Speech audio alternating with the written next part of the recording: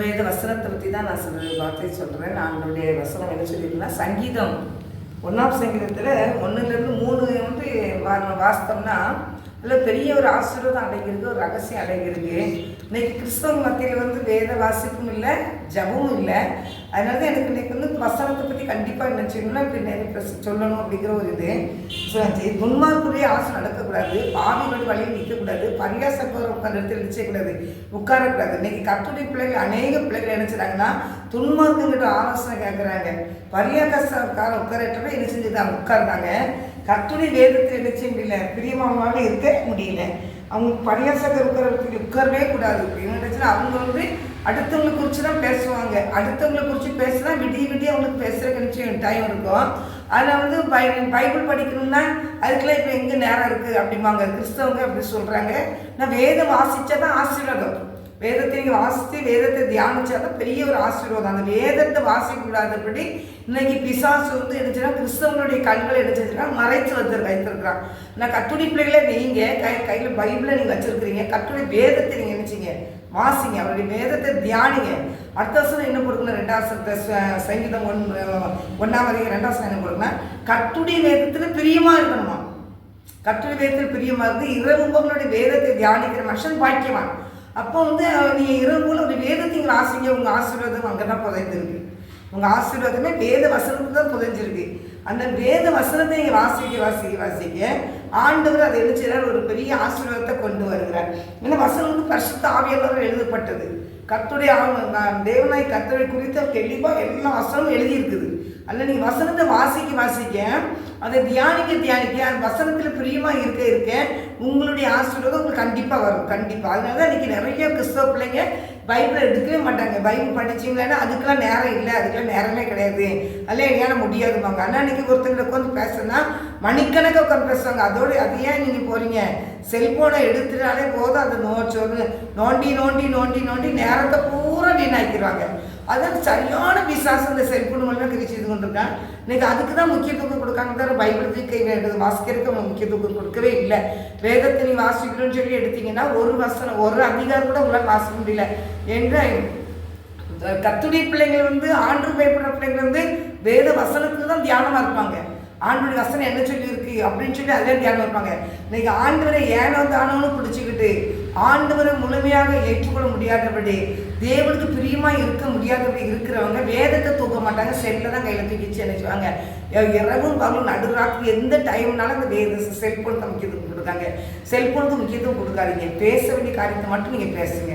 அது மாத்திரம் செல்ஃபோனில் என்ன நீங்கள் செய்யணும் அது மாத்திரம் செய்யுங்க. தெரிஞ்சோம் அது இதை பார்த்து ஒன்றையும் பார்த்து நம்ம ஒன்றையும் சாதிக்க போகிறதே கிடையாது. எதையுமே பார்த்து சாதிக்க போகிறது கிடையாது. நம்ம நேரத்தை கொடுங்கிறோம். இந்த ஞானம் நமக்கு என்ன செய்யணும், நம்ம நேரத்தை வீணாக்கிட்டு இருக்கோம். அந்த நேரத்தில் நீங்கள் ஒரு 5 அதிகாரம் படிக்கலாம், அந்த நேரத்தில் ஒரு 1/2 மணி நேரம் மக்களுக்காக ஜெபிக்கலாம், தேசத்துக்காக ஜெபிக்கலாம். இந்த மக்கள் எவ்வளோ வாலிய பிள்ளைங்க நீங்கள் அழிஞ்சிட்டு இருக்கிறாங்க, அவங்களுக்காக நீங்கள் ஜெபிக்கலாமே. அவங்க உங்கள் ஜெபத்தின் மீது பாதுகாக்கப்படுவாங்கல்ல. நான் கர்த்தருடைய பிள்ளைகளாக நீங்களும் நானும் இன்னைக்கு ஜெபிக்க உத்தரவாதிகளாக இருக்கிறோம். கர்த்தர் நம்மளை அதுக்கு தான் ரட்சித்திருக்கிறார், அதுக்கு தான் ஒரு பிள்ளைகளை வைத்திருக்கிறார், அதுக்கு தான் வேத வசனத்தை எழுதி நினைச்சு நம்ம கையில் கொடுத்துருக்கிறார். ஆனால் நம்ம வசனத்தை எழுதி கொடுத்துட்டாரு, ஆனால் நம்ம அதை அந்நிய காரியமாக நினைக்கிறோம். அப்படி நினைக்காதீங்க. கர்த்தர் இதை மீது நம்மளை ஆசீர்வதிக்கிறார். அந்த ஆசீர்வாதத்தை விட்டு விளக்குறது தான் பிசாசு போட திட்டம், நிறைய திட்டம். அப்படி வேதத்தில் அவன் எப்படி இருப்பான மூலாசனம் போட்டிருக்கு, அவன் நீர்க்கால்களின் ஓரமாய் நடப்பட்ட மரத்தை போல இருப்பான், தன் காலத்தில் தன் கனியை தந்து இளைஞராக மரத்தை போல இருப்பான் வசனம் போட்டிருக்கு. அதனால நீங்கள் பிள்ளைங்களை நீங்கள் ஆரம்பிட்டா ஆண்டுடைய பிள்ளைங்க வேதத்தை வாசிக்க நீர்க்கால்கள் ஓரமாய் நடப்பட்ட மரத்தை போல இருப்பான்னு பைபிள் சொல்லியிருக்கு. அவன் எப்பவும் செழிப்பாக தான் இருப்பான், அவனுக்கு எந்த ஒரு குறையும் நினைச்சது இருக்காது. அது மாத்திரம் இல்லை, அவங்கள பார்த்தாலே அடுத்தவங்க போராடப்படுற மாதிரி தான் ஆண்டவர் வச்சிருப்பாரு. அவங்கள பார்த்தாலே போராடப்படுற மாதிரி தான் ஆண்டவர் பிள்ளைங்க வச்சிருப்பாரு. பைபிளை வாசிக்கிற பிள்ளைங்க, ஜெபிக்கிற பிள்ளைங்க வேதத்தை வாசிக்க தேவன் இந்த பிள்ளைகளை ஒரு ஆண்டு நீர்க்கால்கள் ஓரமாக நடப்பட்ட மரத்தை போல ஆண்டு வச்சிருப்பாரு, செழிப்பான பிள்ளைகளை வச்சிருப்பாரு. நான் தேவனுடைய பிள்ளைகளை நீங்கள் வேதத்தை வாசிங்க. இந்த நாளையில நினைச்சிங்க வேதத்தை வாசிங்க. சங்கீதம் 19ஆம் அதிகாரத்தில் ஒரு வசனம் போட்டிருக்கு பாருங்க. 19ஆம் அதிகாரம் 7ஆம் வசனத்தில் போட்டிருக்குது, கர்த்தருடைய வேதம் குறைவற்றதும் ஆத்துமாவை உயிர்ப்பிக்கிறதுமா இருக்கிறது, கர்த்தருடைய சாட்சி சத்தியமும் பேதை ஞானியமாக்குறது. பேதை எவ்வளோதான் எனக்கு ஒன்றுமே இல்லை, படிப்பறிவே இல்லை, எனக்கு ஒன்றும் இல்லைன்னா அந்த வசனம் பைபிள் வசனம் வந்து என்ன போட்டிருக்குன்னா குறைவற்ற கர்த்தருடைய அந்த வேதம் குறைவற்றதும் ஆத்மாவை உயிர்ப்பிக்கிறதுமா இருக்கிறது. கர்த்தருடைய சாட்சி சத்தியமும் வேதையை ஞானியாக்குதான். அந்த பைபிள் வசனத்தை அவ்வளோ ஜீவன் உள்ள வார்த்தைகள்.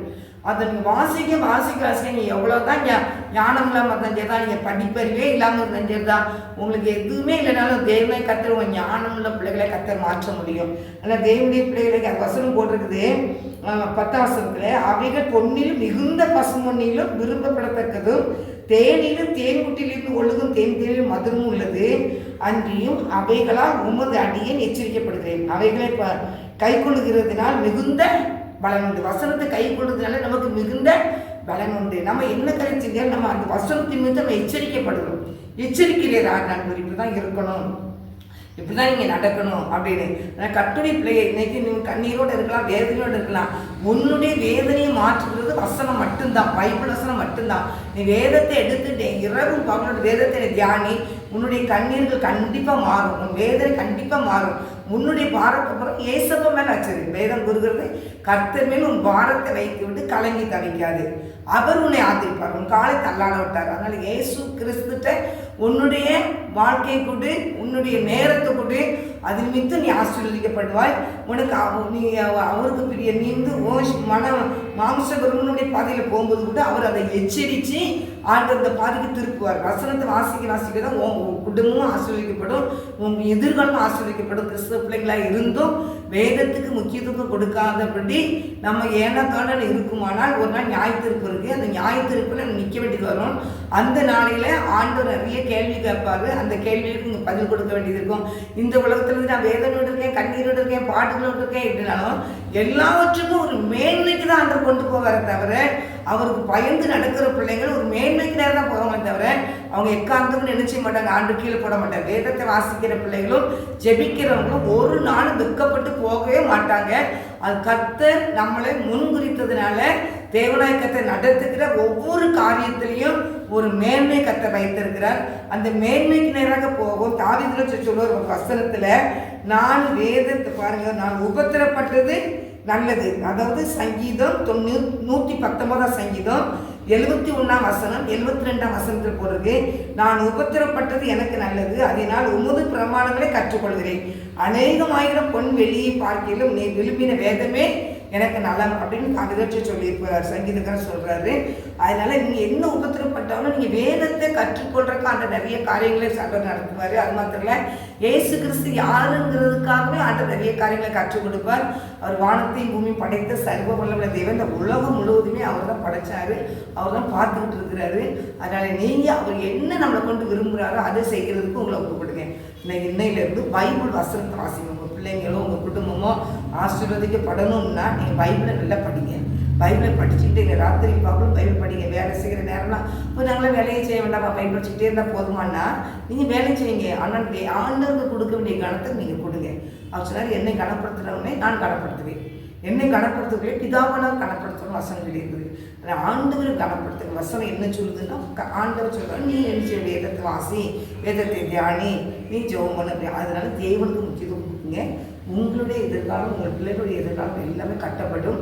அதை ஆசீர்வதிப்பார். ஆசீர்வதிக்கிறீங்க நீ பைபிளை கையில் எடுத்தோடனே உங்களோட பேச ஆரம்பிப்பார். அதனால் தேவனுடைய பிள்ளைகளை நீங்கள் அவருக்கு முக்கியத்துவம் கொடுங்க. ஒரு வசனம் கூட போடுறது 119ஆம் அதிகாரத்தில் 119ஆம் அதிகாரம் 113ஆம் வசனத்தை போடுறது, வீண் சிந்தனைகளை நான் வெறுத்து உமது வேதத்தில் பிரியப்படுகிறேன். வீண் சிந்தனைகளை வெறுத்து உங்களுடைய வேதத்தில் நான் பிரியப்படுகிறேன் அப்படின்னு சொல்லியிருக்கிறாரு.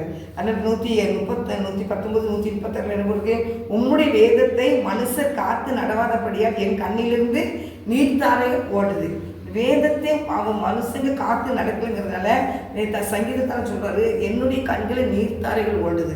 ஜனங்களுடைய வேதத்தை தியானிக்க மாட்டேங்கிறாங்க, வேதத்தை நேசிக்க மாட்டேங்கிறாங்கன்னு சொல்லி ரொம்ப வேதனைப்படுகிறார். அப்போ மனுஷனுக்கே வேதனை இருக்குமானால் தேவனுக்கு எவ்வளோ வேதனை இருக்கும். உங்களை வழியே வசனம் தான், உங்களுடைய வழியவே என்னது வசனம் தான். வேதத்தை நீங்கள் என்னங்க எடுங்க, வேதத்தை இந்த நாளில் ஒரு முடிவு ஆண்டவரே, எனக்கு காலையிலையும் இரவுலையும் ஒரு வேதத்தை வாசிக்கணும் ஆண்டவரை. நான் வேதம் என்ன சொல்லியிருக்குன்னு பார்த்து அதுபடி நடக்கணும் ஏசப்பா, அப்படி எங்களை ஆசீர்வதிங்க ஏசப்பான்னு சொல்லி ஆண்டவர் சமத்தில் ஒப்பு கொடுக்கும். என் அன்பின் பரிசுத்தோட பரலோக தகப்பனே, இந்த வேலைக்காக நன்றி செலுத்துறேன் ஏசப்பா. இப்படி வார்த்தையை கொடுக்க தேவன் கொடுத்த பெரிய கிருபைக்காக நன்றி செலுத்துறேன் ஏசப்பா. நீங்கள் ஆசீர்வதியும் ஆண்டவரை கேட்ட பிள்ளைகள் அப்படி நடக்க உதவி செய்யுங்கப்பா. வேதத்தை வாசிக்க ஜெபிக்க கற்றுக்கு உதவி செய்யுங்க தகப்பனே. கற்றுக்கு பிரியமாய் நடக்க உதவி செய்யுங்க தகப்பனே. கிறிஸ்துவ வாழ்க்கை என்பது ஏனா தானங்கிற வாழ்க்கையில் தகப்பனே, இப்படி சத்தியத்தை அறிந்து சத்தியத்தின்படி நடக்க பிள்ளைகளுக்கு உதவி செய்யுங்க ஆண்டவரே. சோதனை ஒருவர் கெட்டு போகிறது உச்சித்தம் இல்லைப்பா, எல்லாரும் மனம் திரும்ப வேண்டும் சித்தமாக இருக்கிறீங்கப்பா. ஆண்டவரே வேதத்தை எழுதி கொடுத்து நம்மளும் அந்நீகரியமாக நினைத்தார்கள் வேதத்தை பார்க்குறீங்க ஆண்டவரை. எந்த கிறிஸ்துவ பிள்ளைகளும் அந்நீகரியமாக நினைக்காதபடி கர்த்தாவே தகப்பனை எனக்கு எழுதி கொடுத்த புஸ்தகம் என்று நினைந்து ஐயா ஒவ்வொரு நாளும் தகப்பனை பயபக்தியோடு வேதத்தை வாசிக்க தியானிக்க நீ கிருபை கொடுக்க வேண்டுமா ஜெபிக்கிறேன். உடைய பாதத்தில் நீ முற்றிலுமாய் தாழ்த்துக்கிறோம். வந்தவரை கேட்குற ஒவ்வொரு பிள்ளையும் ஆசீர்வதிங்கப்பா. உடைய வசனத்தின்படி கீழ்ப்படித்து நடக்க உதவி செய்யுங்கப்பா. உடைய பணத்தை கற்று முற்றிலுமாய் ஒப்பு கொடுக்குறேன்.